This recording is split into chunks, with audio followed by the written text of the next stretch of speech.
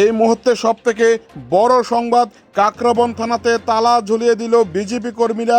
থানার মধ্যে ওসিকে ভেতরে প্রবেশ করিয়ে তালা ঝুলিয়ে দিয়েছে শাসক দল তথা ত্রিপুরার বিজেপি কর্মীরা। মানিক সাহার দপ্তরের উপর বিশ্বাস এবং আস্থা হারিয়েছে বিজেপি কর্মীরা।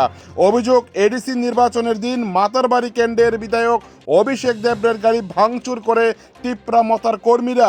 জানা যাচ্ছে তাদের 3 জনকে গ্রেপ্তার করা হলেও তারা কিছুক্ষণ পর আবার জামিনে মুক্ত হয়ে গিয়েছে এবং এই অভিযোগেই ওসিকে থানার মধ্যে প্রবেশ করিয়ে তালা দিয়ে দেয় বিজেপির স্থানীয় নেতৃত্বরা। পরিস্থিতি উত্তপ্ত হয়ে রয়েছে গোটা কাকরাবনে এবং গোটা ঘটনায় কিন্তু ব্যাপক চাঞ্চল্য ছড়িয়েছে বিজেপি শাসিত ত্রিপুরায়। এই ধরনের একেবারে কীর্তিকলাপ, নজিরবিহীন ঘটনা গোটা কাকরাবনে প্রশ্নচিহ্নের মুখে পড়তে হচ্ছে খোদ রাজ্যের আইন শৃঙ্খলা এবং এই দপ্তরের যিনি স্বরাষ্ট্র মন্ত্রী রয়েছেন মানিক সাহার দপ্তর।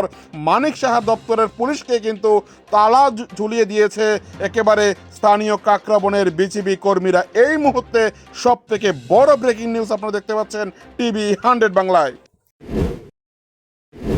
জবাব চাই, জবাব দাও, জবাব চাই, জবাব দাও, জবাব চাই, জবাব দাও।